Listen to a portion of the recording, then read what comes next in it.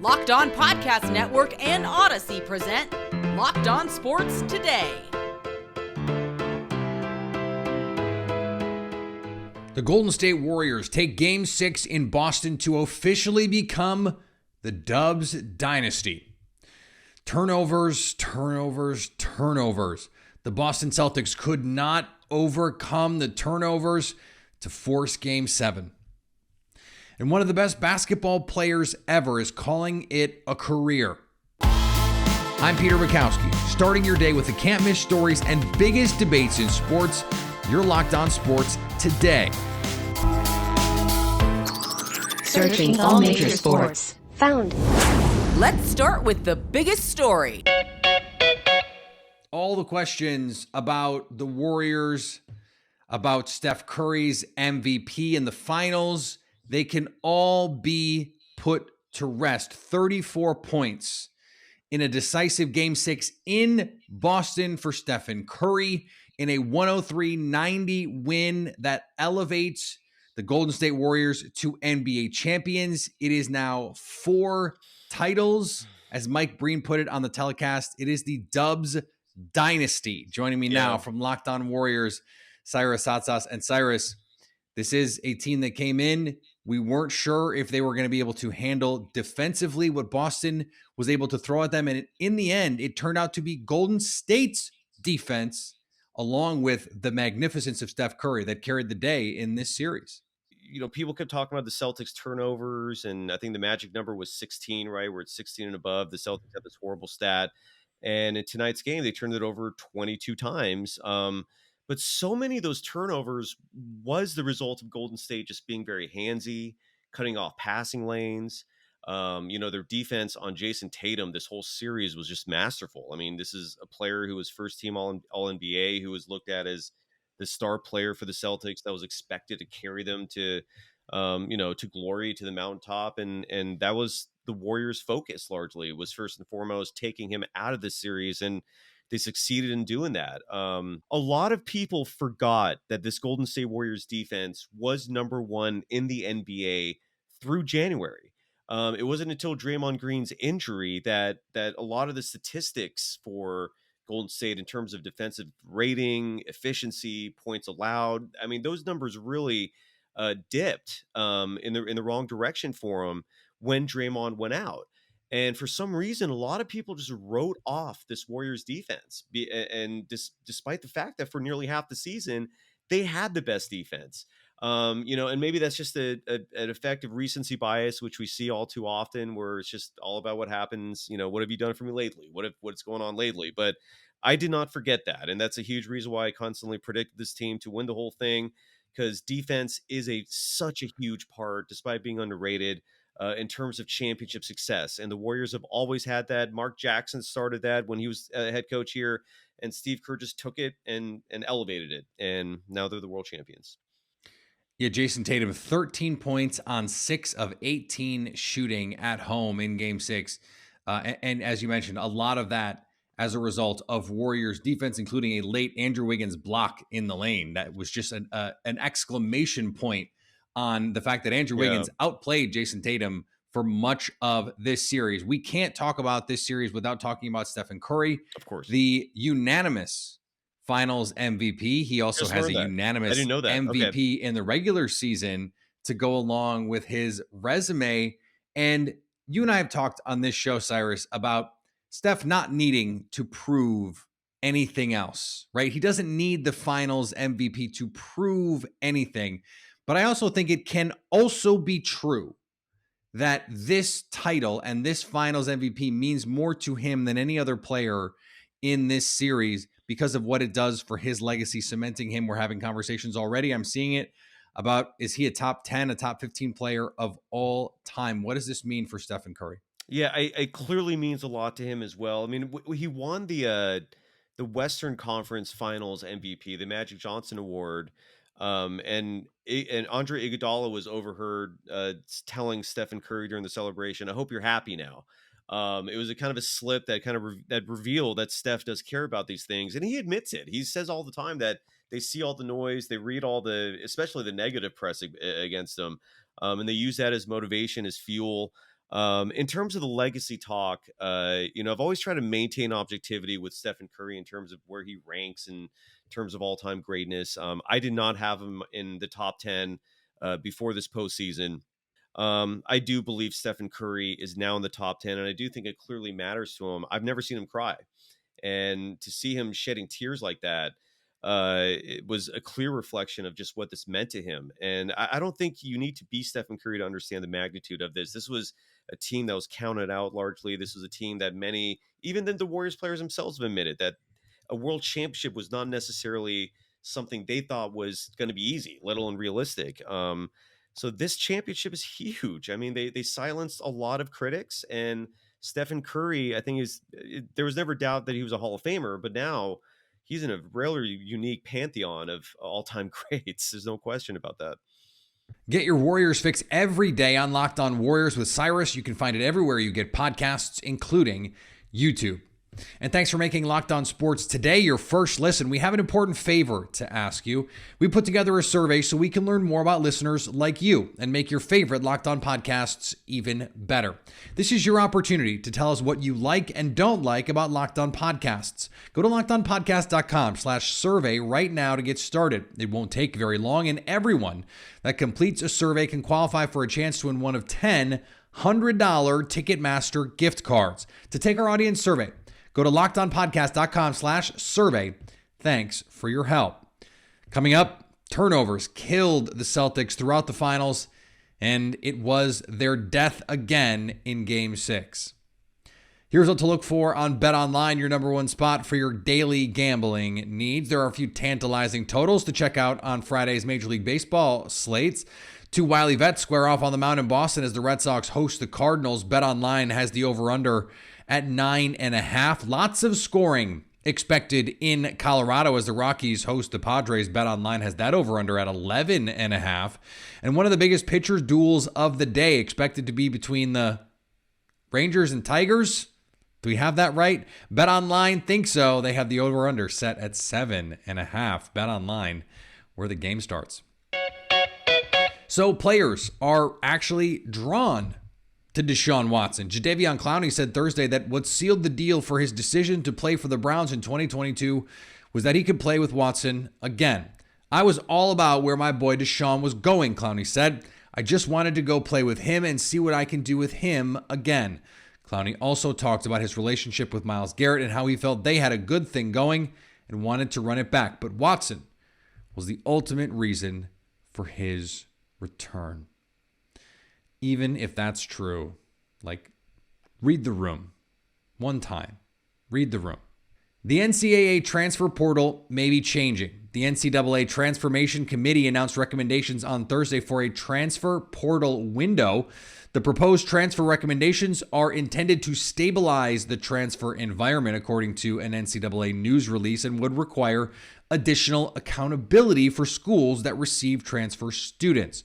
The NCAA did not immediately provide information as to what those specific transfer windows would be or how it would hold schools accountable on the receiving end. Currently, the only deadline for transfer players is that they notify their current schools of their entry to the portal by May 1st.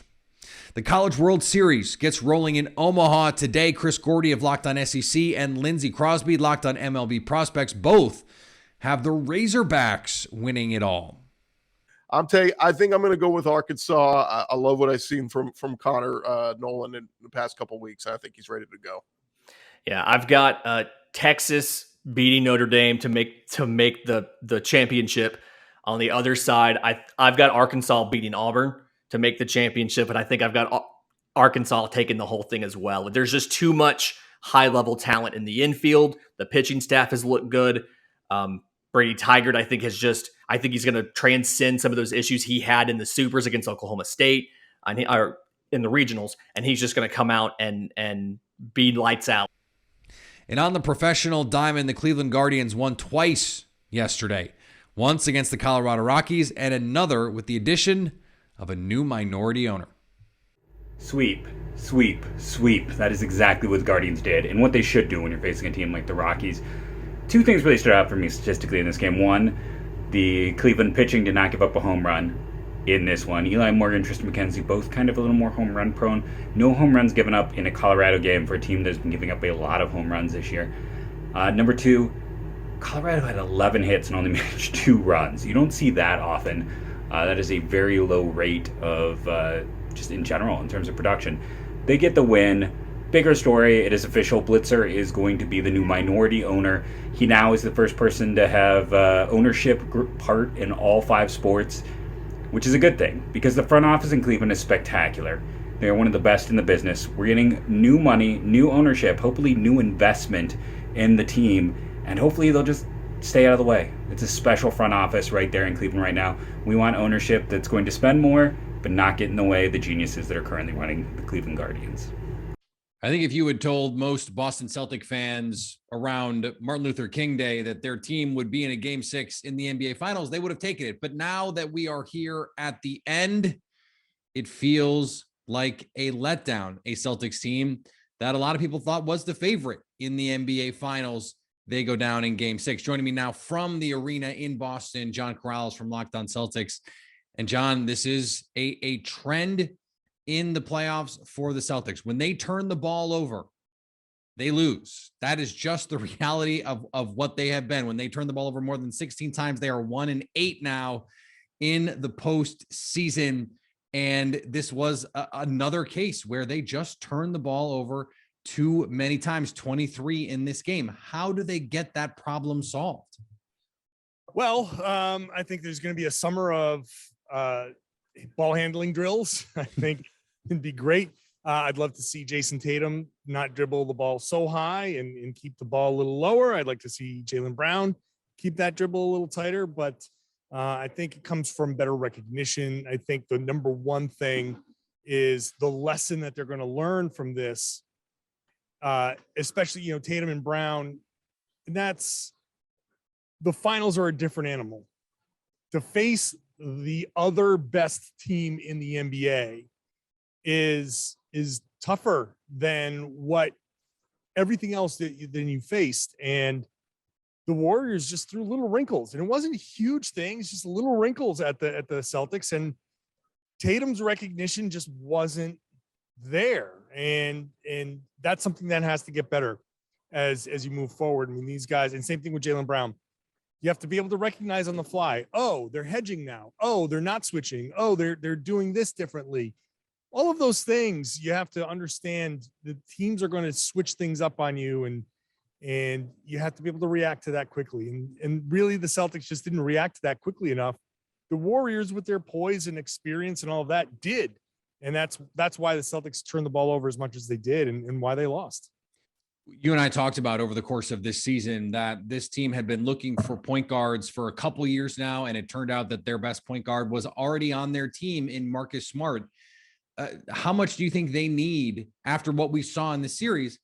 A whether it's a pure point guard, whether it's a starting guard, or just someone who can initiate offense a little bit more naturally than some of the guys that they have, rather than saying, "Hey, Jaylen, hey, Jason, go bail us out one-on-one at the end of these possessions."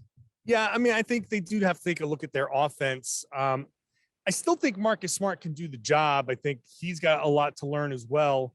And I just happen to be a believer that Marcus Smart can do the job. I'm not thrilled with the idea of moving him off ball, because then he becomes more of the shooter. And I think one of the problems with the Celtics offense is that it did put the ball into Tatum and Brown's hands to start possessions a whole lot.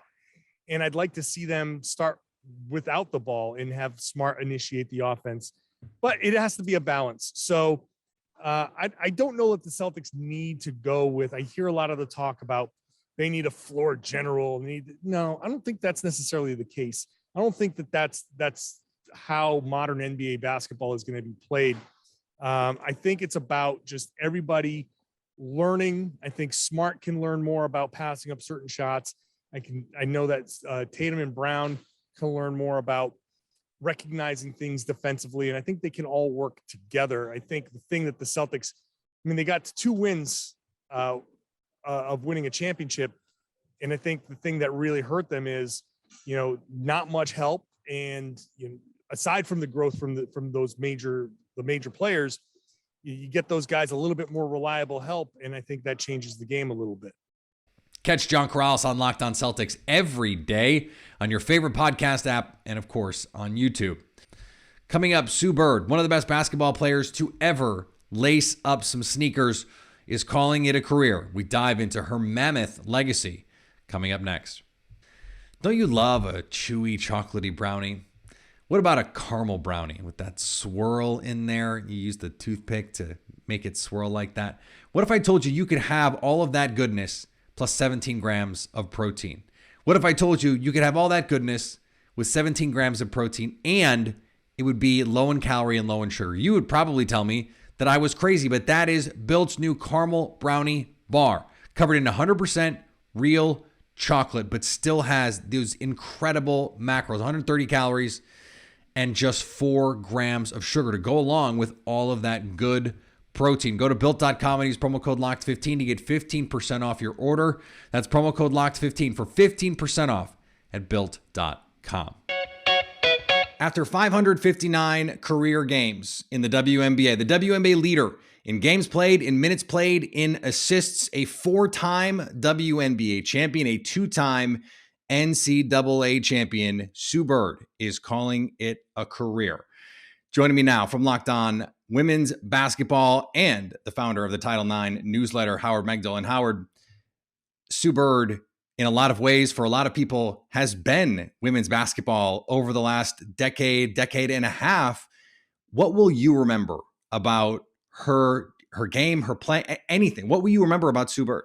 It is almost inconceivable to think of this league without Sue Bird, somebody who has played so often and so well for the Seattle Storm that she is responsible for 27.5% of their points or assists. In other words, she is factored into over a quarter of every bucket in Seattle Storm history. I will remember that she is probably the best interview in the WNBA. And so that alone will be something that will be missed dramatically. But certainly, Gina Wariema talked about the idea that she is clearly the standard bearer for best point guard in the history of the league. And I truly believe my grandchildren someday will be astonished that I had the opportunity to cover someone like Sue Bird. She was present all but at the creation. So I think for me, when I think about great players in any sport, I think about what impacts did they leave on the game? How did the game change because they were in it? And certainly in the case of Sue Bird, in it for as long as she was and playing at as high a level as she was. What do you think the impact of Sue Bird has been on the women's game, not just on the court, but off it? You could make the argument that Lauren Jackson is one of the top 5 players in the history of this league. Her career is separated by well over a decade from the prime of Breanna Stewart, who I think when it is all said and done, she will be the greatest player in the history of the WNBA. Sue Bird somehow managed to be in her prime playing at the same elite level with both of them, despite the fact that it's like a time traveler almost. And what she's able to do, there's this stat that she has 514 more assists than anybody else in WNBA history. And that's a wonderful stat, but it's a counting stat, right? It's based on somebody who's played for 2 decades. This is somebody who, if you go by efficiency, if you go by the numbers she's putting up, she was every bit the star in 2020 when her Seattle Storm won the WNBA title, the same way she was in 2004. And I just don't know that you can point to anyone. You have to go outside of, to my mind, not just the WNBA, but outside of basketball and compare it to something like Ted Williams hitting 406 in 1941 and then 388 in 1957 for somebody who finds dominance over 2 very different eras. I know this is a difficult question, and we have some hints at this already, but what do you see as next for Sue Bird, who seemingly could do, frankly, whatever she wanted? she could do whatever she wanted. And we had the great Jacqueline LeBlanc, who writes for me at thenexthoops.com, covering women's basketball. She's going to join us for the Locked On Women's Basketball podcast tomorrow morning. She was in the room for the press conference, and Sue is really open to a lot of different things she could be doing, whether it's coaching, whether it's taking some time. Sue is obviously a terrific broadcaster, not just in the broadcast she did with Diana Taurasi during the Women's Final Four, but she's done that as color commentary as well. The world is open to Sue, and obviously to her longtime partner, Megan Rapinoe, as well. And they could go in just about any direction they want. I have long believed Megan Rapinoe is eventually going to run for office. Will Sue Bird be her campaign manager? All of these things are possible. I'd rule nothing out. Or perhaps her running mate. Who knows? Perhaps her running mate, as the shirt says. Locked On Women's Basketball is your source every day as Howard covers all things WNBA on YouTube or anywhere you get podcasts.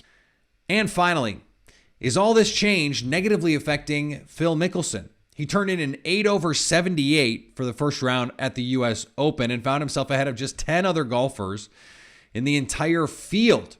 Mickelson, who turned 52 on Thursday, tough day for your birthday, has notably voiced his approval of the LIV Invitational's 54-hole tournament setup.